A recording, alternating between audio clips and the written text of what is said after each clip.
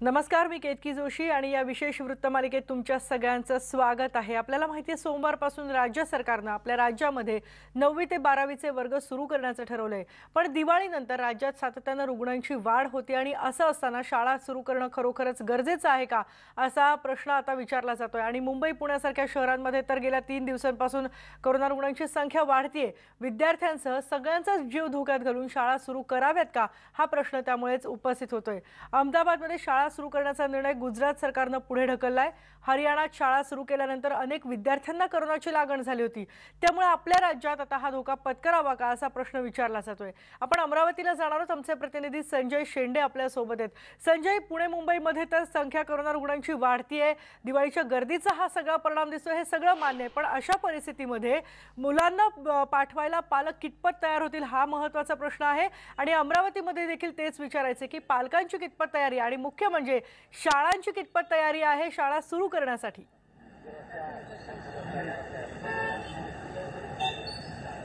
निश्चितच केतकी अमरावती जिल्ह्यात सुद्धा 23 तारखेला शाळा सुरू होणार आहे। आणि खरं पाहिलं तर ज्या ठिकाणी शाळा सुरू झालेल्या त्या ठिकाणी शाळेतील अनेक विद्यार्थ्यांना कोरोनाची लागण झाली, सोबतच जे शिक्षक असतील शिक्षकांना देखील कोरोनाची लागण झालेली आहे। अशा परिस्थितीमध्ये महाराष्ट्र सरकारने हा निर्णय घेतलेला आहे। माझ्यासोबत अमरावती जिल्ह्यातील पालक आहेत, काही शिक्षक आहेत। आपण त्यांच्याकडून नेमकं जाणून घेणार आहोत की नेमकं या शिक्षणाचे जे शाळा सुरू होत आहे त्यांचं काय म्हणणं आहे। मला सांगा, शाळा सुरू होत आहे, तुम्हाला काय वाटतं या संदर्भात? शाळा सुरू होत आहे तर चांगली गोष्ट आहे, परंतु हा जे शासनाने सांगितलं आहे सॅनिटायझर खोल्या करा, थर्मल गन आणा, ऑक्सिमीटर आणा, तर शाळेमध्ये हा प्रश्न आहे की हा जो दैनंदिन जो खर्च आहे सॅनिटायझरचा आहे, खोल्या फवारणीचा खर्च आहे, ह्या खर्च कसा करावा हा शिक्षकांसमोर आणि व्यवस्थापनासमोर मुख्याध्यापकासमोर मोठा ज्वलंत प्रश्न आहे। आणि हे किती दिवस करावं लागणार आहे सॅनिटायझर दररोज करणं। आता आमची शाळा 2 शिफ्टला आहे, 12वी सकाळी असते आणि 9वी 10वी नंतर असते, तर दोन्ही शिफ्टला आम्हाला सॅनिटायझर खोल्या करावं लागणार आहे। तर याचा जो खर्च आहे आणि मुलांचा हँडवॉश आहे त्याच्यासाठी सॅनिटायझर वेगळं आहे आणि कर्मचारी कमी आहेत, ह्या कर्मचारी कमी आहे, सॅनिटायझरचा खर्च कोणी करावा हा प्रश्न शिक्षकांसमोर आहे। तुम्ही शिक्षक म्हणून काय सांगाल नेमकं? दिवाळीच्या सुट्टीनंतरच लगेच शाळा सुरू करण्याचा महाराष्ट्र शासनाने निर्णय घेतला। कदाचित दिवाळीची सुट्टी थोडी आणखी म्हणजे त्यानंतर जर घेतला असता तर ते बरं झालं असतं, कारण आता शाळा प्रशासनासमोर एवढी सगळी व्यवस्था करणं, संपूर्ण शाळा सॅनिटायझर करणं, थर्मल गन, आणि ज्या ठिकाणी 2 ते 3 हजार विद्यार्थ्यांची संख्या आहे अशा विद्यार्थ्यांसाठी किती थर्मल गन आणायचा हाही एक प्रश्न आहे, किती ऑक्सिमीटर आणायचे हाही एक प्रश्न आहे। आणि म्हणून मग हा एकतर खर्च नाही, आणि मनपा किंवा ज्या स्थानिक स्वराज्य संस्था आहेत त्या स्थानिक स्वराज्य संस्थेजवळ सुद्धा सगळ्या शाळा सॅनिटाईज करण्याची जी व्यवस्था आहे, जी यंत्रणा आहे, ती यंत्रणा अजूनही नाही आहे। आम्ही सुद्धा आयुक्तांकडे किंवा महानगरपालिकांकडे शाळा सॅनिटाईज करण्याची परवानगी करून देण्याची विनंती केली, परंतु अजूनही त्याला काही उत्तम असा प्रतिसाद जो आहे तो मिळत नाही। त्यामुळे शासनाकडे जी व्यवस्था निश्चितच तोकडी व्यवस्था आहे। तुम्ही पालक म्हणून काय सांगाल? तुमचा मुलगा 10वीत आहे, त्याला पाठवणं निश्चितच सोयीस्कर आहे का? निश्चित नाही। शाळेने जेव्हा अनुमती मागितली तेव्हा मी नकार दिलेला आहे। शासनाचा जो निर्णय आहे तो विरोधाभासी आहे। एकीकडे शासन म्हणतं की दुसरी लहर येणार आहे आणि दुसरीकडे दुसऱ्या लहरची व्यवस्था शाळा सुरू करून करते की काय असं वाटते आहे। एकंदरीतच शासनाचा जो भोंगळ कारभार आहे आणि विद्यार्थ्यांच्या जीवाशी हे शासन खेळते आहे। आता 2 महिने जर थांबले असते तर कदाचित जानेवारीमध्ये लस येणार आहे। 2 महिन्यासाठी मुलांचं फार नुकसान होईल असं मला वाटत नाही आहे, आणि म्हणून शासनानं आत्ताच शाळा सुरू न करता 2 महिनेपर्यंत संयम पाळावा, लस आल्यानंतर शाळा सुरू करावी असं मला पालक म्हणून वाटतं। निश्चितच पालक म्हणून पालकांना आपले जे मुलं आहेत मुलं शाळेत पाठवणं जे आहे ते सोयीस्कर वाटत नाही। तुम्ही पालक म्हणून काय सांगाल? राज्य शासनाचा हा सामान्य नागरिकांच्या खिशाला कात्री लावण्याचा डाव आहे। संपूर्ण वर्ष संपायला आलं, आता राज्य शासनाने निर्णय घेतला की आपण शाळा सुरू करायला पाहिजे। शाळा सुरू करून यांचा खाजगी शिक्षण संस्थांसोबत साटल होत आहे। फक्त शाळा सुरू करा असं सर्क्युलर काढलं आहे, परंतु शाळेची फी किती आकारण्यात यावी? अर्ध सेशन संपलेलं आहे, आता आपण फी आकारायची तर कुठल्या स्वरूपात आकारायची? आणि विद्यार्थ्यांच्या जीवाशी खेळ चालवलेला आहे। विद्यार्थी आणि शिक्षकांचं नातं हे अत्यंत अतूट असं नातं आहे. ते टेक्स्ट किंवा इंटरनेटच्या माध्यमातून जोडलं तरच जोडलं जाईल अशा प्रकारचं नातं नाही आहे. ते मार्गदर्शक म्हणून सदैव तो त्याच्या पाठीशी असतो. परंतु आता विद्यार्थ्यांच्या गेल्या 2-3 दिवसात आपण मीडियामध्ये बातम्या बघतोय की त्या आत्महत्यांचं प्रमाण वाढलेलं आहे. ते केवळ आणि केवळ या शिक्षणाच्या नैराश्यातून झालेलं आहे. न्यूझीलंडसारख्या देशामध्ये जिथे भारतीय वंशाच्या आपल्या मंत्री आहेत, त्यांनी संपूर्ण निर्णय घेतला की 1ला वर्ग ते 12वी वर्गापर्यंत संपूर्ण शिक्षण हे आपण फ्रीमध्ये दिलं पाहिजे, मोफत दिलं पाहिजे. एवढ्या मोठ्या देशामध्ये, एवढ्या छोट्या देशांमध्ये जर अशा प्रकारचा निर्णय घेतला जात असेल तर महाराष्ट्र राज्य सरकारने याच्यावरती प्रामुख्याने विचार करायला पाहिजे आणि 1ली ते 12वीपर्यंत शिक्षण फ्री करायला पाहिजे. जर खरंच त्यांना विद्यार्थ्यांची एवढी कळवळ असेल तर निश्चितच विद्यार्थ्यांच्या फी संदर्भात देखील सरकारने तोडगा काढायला पाहिजे. तुम्ही पालक आहेत, शिक्षक आहे, तुम्ही तुमच्या मुलाला शाळेत पाठवायला तयार होणार आहात का? मी नक्कीच माझ्या मुलाला शाळेमध्ये पाठवणार नाही आहे आणि शासनाचा हा जो निर्णय आहे शाळा उघडण्याचा तो चुकीचाच आहे असं मला एक शिक्षक म्हणून आणि एक पालक म्हणून असं वाटतंच. पालक म्हणून जेव्हा मी माझ्या मुलाला शाळेमध्ये पाठवणार आहे तेव्हा मी स्वतः टेन्शनमध्येच राहणार आहे की माझा मुलगा कुठल्या कोविड पॉझिटिव्ह व्यक्तीच्या किंवा विद्यार्थ्याच्या किंवा शिक्षकाच्या संपर्कात येणार आहे का. आणि एक शिक्षक म्हणून मला असं वाटतं की जे काही इन्स्ट्रुमेंट सॅनिटायझेशनसाठी लागणार आहे त्याला लागणारा खर्च आणि सगळी काही व्यवस्था तर ती प्रत्येक खाजगी शाळेकडे तोकडी आहे. मोठ्या शाळांमध्ये ही जी काही व्यवस्था आहे ती व्यवस्था करण्याचा जो काही खर्च आहे तो पालकांवर लादण्यात येत आहे. म्हणजे मोठमोठ्या ज्या शाळा आहेत त्या विद्यार्थ्यांकडून 3,000, 4,000, 5,000 अशा प्रकारचे पैसे वसूल केल्या जाणार आहेत आणि ज्या शाळा निमशासकीय आहेत तिथे शिक्षकांच्या खिशालाही चोट बसणार आहे. आणि विशेष म्हणजे 3च विषय शाळेमधून शिकवले जाणार आहे, मॅथ, इंग्लिश आणि सायन्स. मग बाकीचे विषय तर ऑनलाईन शिकवायचेच आहे आणि हे 3 विषय शाळेतून शिकवायचे आहेत. परत जे विद्यार्थी शाळेमध्ये येणार आहे त्यांना शाळेतूनच एज्युकेशन दिलं जाणार आहे आणि जे नाही येणार आहे त्यांच्यासाठी परत ऑनलाईन क्लास घ्यावा लागणार आहे. म्हणजे एकाच वेळेला शिक्षकाला 2-2 गोष्टींना सामोरं जावं लागणार आहे की तुम्हाला शाळेमध्ये येऊन पण शिकवायचं आहे आणि ऑनलाईन पण शिकवायचं आहे. म्हणजे त्या शिक्षकासोबत तुम्ही काय खेळ चालवला आहे का. मुळातच आमच्या मागे एवढे मोठे कामं निमशासकीय शाळांमधूनही आम्ही बघतोय की वेगवेगळ्या प्रकारचे कामं शिक्षकांच्या मागे आहे. आता आम्हाला तांदूळ वाटपही करायचं आहे, त्यावेळेला आमचं शिक्षण बुडतंच आहे विद्यार्थ्यांचं. आम्ही ऑनलाईनमध्ये विद्यार्थ्यांना पाहिजे ते सगळं काही पुरवण्याचा प्रयत्न करत आहे. आम्ही ऑनलाईन परिपाठ घेतला, ऑनलाईन कार्यानुभवाचे क्लास घेतले, सगळ्या प्रकारचं जे जे पुरवता येईल ते आम्ही विद्यार्थ्यांना ऑनलाईन क्लासमधून पुरवलेलं आहे. त्याचे पुरावेसुद्धा आमच्याजवळ आहेत. आणि म्हणून मला असं वाटतं की येणाऱ्या काळामध्ये लस येईपर्यंत तरी विद्यार्थ्यांच्या जीवाशी शासनाने खेळायला नको.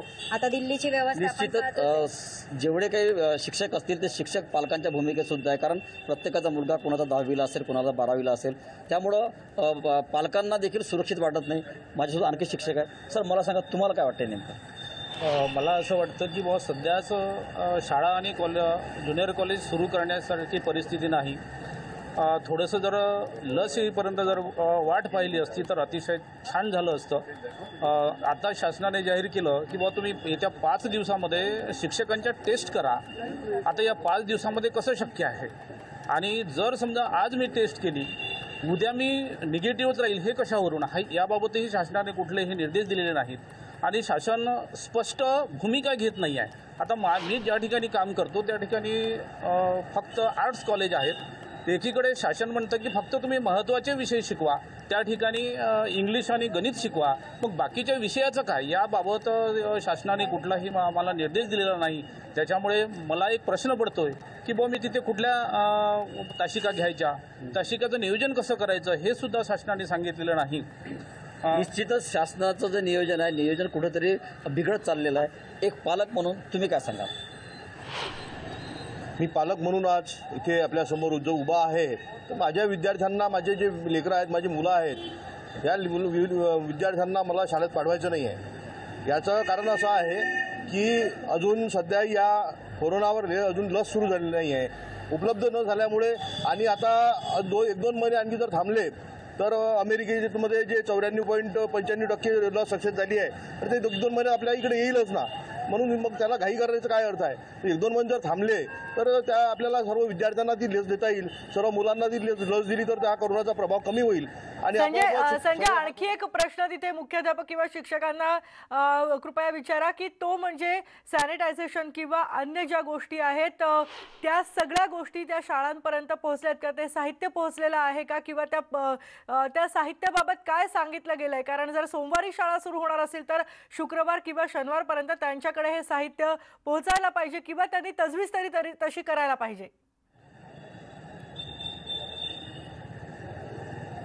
निश्चितच केतकी मला सांगा सर, तुमच्याकडे सॅनिटायझरचे जे साहित्य आहे ते साहित्य संपूर्ण पोचलेलं आहे का? नाही, आम्ही आमच्या वैयक्तिक स्तरावर ही जी व्यवस्था आहे ती व्यवस्था उभी केली आहे आणि आता आम्ही सॅनिटायझर आमची जी विद्यालय आहे ते विद्यालय सॅनिटाईज करतो आहे. परंतु ज्या ठिकाणी अशी व्यवस्था नाही त्यांच्यापुढे मात्र मोठा हा प्रश्न आहे. ग्रामीण भागामध्ये विशेषतः ज्या छोट्या शाळा आहेत त्या ठिकाणी हा मोठा प्रश्न उपस्थित आहे. निश्चितच केतकी आपण पाहू शकतो की सॅनिटायझेशनची व्यवस्था जी आहे ती खाजगी शाळांमध्ये पण अजूनपर्यंत झालेली नाही आहे किंवा ज्या सरकारी शाळा असतील सरकारी शाळांमध्ये पण अजूनपर्यंत सुरू झालेली नाही आहे. त्यामुळं नेमकी जी परिस्थिती आहे परिस्थिती संभ्रमाची परिस्थिती आहे आणि कुठलाही पालक किंवा शिक्षक हा आपल्या विद्यार्थ्याला किंवा आपल्या मुलाला मात्र शाळेत पाठवायला आजच्या परिस्थितीत तरी तयार नाही, असंच काहीसं चित्र या ठिकाणी दिसत आहे. अगदी धन्यवाद संजय. अमरावतीतल्या या सगळ्या प्रतिक्रिया आमच्यापर्यंत पोहोचवल्याबद्दल. शहर कोणतंही असो पण जर सुरक्षितता पुरेशी नसेल तर तिथे आपली मुलं पाठवायला कोणतेही शहर किंवा ग्रामीण भागातले पालक हे फारसे अनुकूल नाही आहेत, हेच दिसून येत आहे. पुण्याकडे जाऊयात. पुण्यामध्ये आता सोमवारपासून इथे सुद्धा शाळा सुरू होणार आहेत, त्यामुळे वर्गाचं सगळे सॅनिटायझेशन सुरू झालेलं आहे. शिक्षकांच्या कोरोना टेस्ट जात आहेत आणि केले जात आहेत. हे सगळं जरी सुरू असलं तरी वाढती रुग्णसंख्या हा एक खूप मोठा धोका सुद्धा आहे. आपल्यासोबत आमचे प्रतिनिधी आहे चंद्रकांत पुंदे. चंद्रकांत, पुण्यातली रुग्णसंख्या वाढतीये, आणखी काळजी घेणं गरजेचं आहे. हे सगळं एकीकडे आणि दुसरीकडे मात्र सोमवारपासून 9वी ते 12वीचे वर्ग सुरू करायचे असं सांगितलं जात आहे. हा एकतर मोठा विरोधाभास आहे. शाळांतल्या शिक्षकांचं काय म्हणणं आहे? पुरेशी तयारी झालेली आहे का?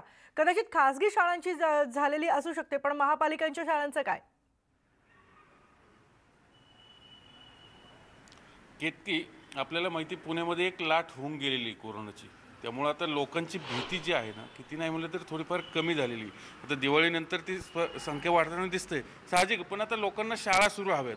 आता आपण ज्ञानप्रबोधिनी शाळेमध्ये आहोत. आपल्याला माहिती पुण्यातली एक नामांकित शाळा आहे. ही शाळा पूर्ण सज्ज आहे सोमवारपासून सुरू होण्यासाठी.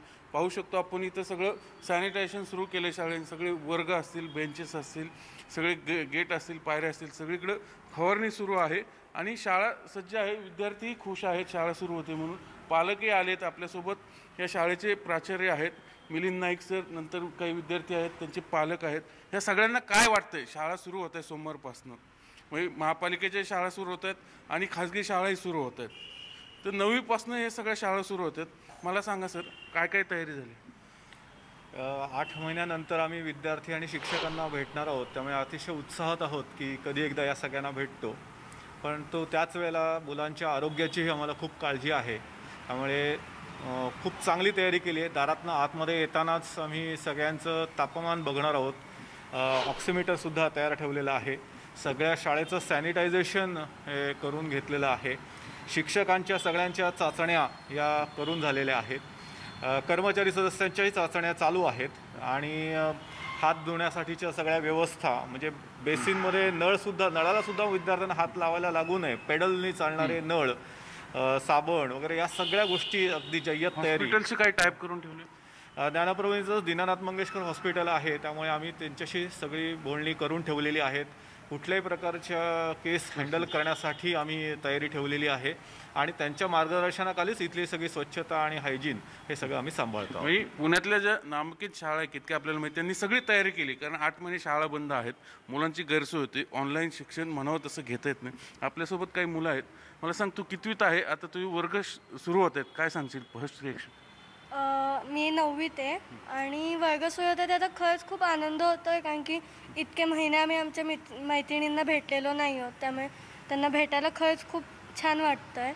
आणि ऑनलाईन शिक्षणामध्ये जर इंटरनेट नसेल तर मग सगळंच गेलं, मग ते काहीच कळत नाही. शिक्षक काय बोलत आहेत, शिक्षक काय दाखवत आहेत, त्यामुळे खरंच प्रॉब्लेम होतो ते त्याच्या माध्यमातून. आपण बघितलं ही शाळा, मुलं उत्सुक आहेत शाळा सुरू होण्यासाठी, कारण ऑनलाईन शिक्षणात त्यांना अनंत अडचणी झाल्या. पुण्यासारख्या शहरात ऑनलाईन शिक्षणाला जर अडचणी येत असतील तर ग्रामीण भागाचा विचारच न केलेलं अशा अवस्थेत, म्हणून मुलं उत्सुक आहेत शाळेत येण्यासाठी. हा सगळं आपण लक्षात घेतलं पाहिजे सगळ्या पालकांनी. आता आपण पालकांची निश्चितच चिंता असणं, शाळा सुरू होते, तुम्ही उत्सुक आहात मुलांना पाठवण्यासाठी, पण एक पालक म्हणून एक चिंता असते, किती नाही म्हणलं काय सांगाल?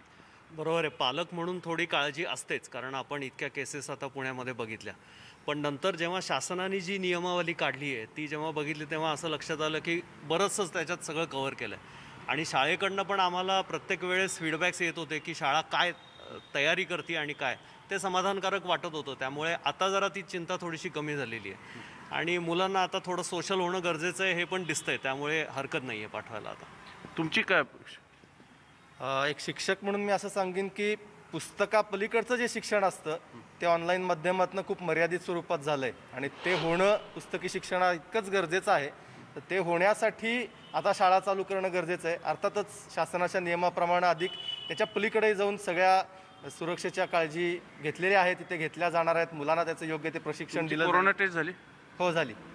सगळ्या शिक्षकांची झालेली आहे शाळेमध्ये. आपण पाहिलं सगळे शिक्षक पण रेडी आहेत, त्यांनी कोरोना टेस्ट करून घेतलं. अर्थात पुण्यासारख्या शहरात हे शक्य आहे, ग्रामीण भागात किती शक्य माहीत नाही. चंद्रकांत, मला तेच विचारायचं आहे की ही शाळा मोठी आहे आणि या शाळेने सगळी सज्जता केलेली आहे. अर्थातच विद्यार्थी कुठलेही असले तरी ते उत्सुक असतील, पण या शाळेसारखी परिस्थिती पुण्यात आणखी किती ठिकाणी असू शकते? कारण जिथे या सगळ्या सुखसोयी या सगळ्या सुविधा नाही आहेत तिथली परिस्थिती काय असणार आहे आणि तिथे खरोखरच मग पालक मुलांना पाठवायला उत्सुक असतील का?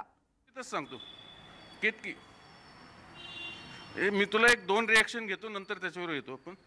मला सांगा, तुम्ही उत्सुक आहात मुलांना? हो, मुलांना शाळेत पाठवण्यासाठी उत्सुक आहोत.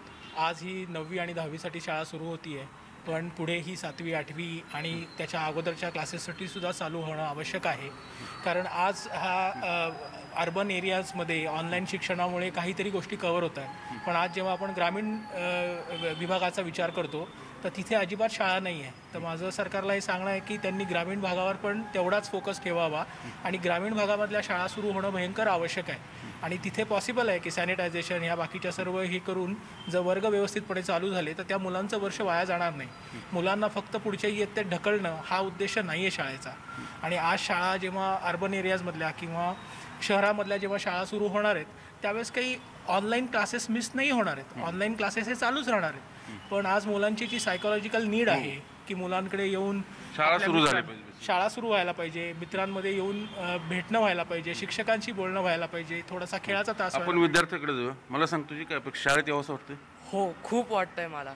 म्हणजे मला मित्रांना भेटता येईल आणि म्हणजे शाळेचा फील परत येतो. म्हणजे ऑनलाईन क्लास. सोशल डिस्टन्स कसं पाळणार? शेवटी कोरोना तर आहे, सगळी काळजी घेतील मुलं असं वाटतं तुला? हो, कारण की सगळ्यांना परफेक्टली रूल्स माहिती आहेत. मी 8वीत आहे. सगळ्यांना आमच्या वर्गातल्यांना म्हणजे. तू इच्छुक आहे? हो, मला खूप इच्छा आहे. आपण पाहिलं मुलांची इच्छा आहे, तुम्ही काय सांगा? मुलांनी आता ही संधी दिली पाहिजे, कारण मुलांचा मूळचा स्वभाव जो असतो तो चळवळ्या स्वभाव असतो आणि त्यांना आता 6-7 महिने घरामध्ये डांबून ठेवल्यासारखं झालं. पण कोरोनाची भीती आहे ना? का कोरोनाची भीती किती काळ बाळगायची? मुलांना ह्या सगळ्याला सामोरं जायला पण शिकवलं पाहिजे, संकटाशी लढायला शिकवायलाच पाहिजे ना, कारण घाबरून किती दिवस मागे राहायचं. त्यामुळे मुलांचं पण हे प्रशिक्षण व्हायला. जीवाशी खेळणं नाही होणार? जीवाशी काय, मुलांची ही क्षमता खूप चांगली असते, ती वाढवायला शिकवलं पाहिजे त्यांना आणि ती काळजी सगळी घेऊ. म्हणजे शाळेचं आमचं प्रशासन जे आहे हे सर्वतोपरी काळजी घ्यायला सक्षम आहे. ते सातत्याने तुमची एक शाळा नामांकित आहे, सगळ्या सुविधा आहेत, इतर शाळांचं काय, इतर पालकांचं काय? करायला पाहिजे त्यांनी पण या प्रकारची काळजी घ्यायला शिकलंच पाहिजे आपल्याला. कारण हे लस कधी येणार आणि हे कधी संपणार हे काहीच कोणाच्या ह्याच्यात नाही. किती पाहिलं आपण, यांची सज्जता आहे कारण ही शाळा मोठी आहे, पण बाकीच्या शाळांचं तू म्हटली तसं निश्चितच चिंता आहे. कारण पालिकेच्याच शाळा, आता पालिकेचं आपण सगळी माहिती घेतली असता, पालिकेच्याही शाळा सुरू होणार आहेत. 9वी आणि 10वीचे वर्ग सुरू होणार आहेत. साधारण 8,000 विद्यार्थी असणार आहेत. तिथे सगळं सॅनिटायझेशन सुरू केलेलं पालिकेच्या शाळेमध्ये. शिक्षकांच्या आज टेस्ट घेतल्या जातात ठिकठिकाणी, अँटीजेन टेस्ट. पण पुन्हा एकदा तो धोका तू म्हणते तसा तो आहेच. शेवटी प्रशासन म्हणजे काय? प्रशासन ही माणसंच आहे. कारण गेल्या लाटेमध्ये आपण पाहिलंय त्यांच्यातले बरेचसे लोक इन्फेक्ट झाले होते. त्यामुळे ही सगळी जबाबदारी सामूहिक असणार आहे. अगदी चंद्रकांत, शिक्षण तर सगळ्यांपर्यंत पोहोचलंच पाहिजे आणि शिक्षणापासून कोणी वंचित राहायला नको आणि त्यामुळेच शाळा सुरू होणं हे आवश्यक आहे, हे तर पटतंय. पण सध्याची परिस्थिती खरोखरच तशी आहे का हे सुद्धा बघणं खूप महत्त्वाचं आहे. तितकी काळजी घेतली जाते का? आपण सज्ज आहोत का? सरकार सज्ज आहे का? हे सगळं आपण बघतोय. आत्तापर्यंतच्या या सगळ्या प्रतिक्रियांबद्दल धन्यवाद चंद्रकांत. आणि या मोहिमेबद्दल आपल्याला आणखी जाणून घ्यायचं आहे, पण एका ब्रेकनंतर.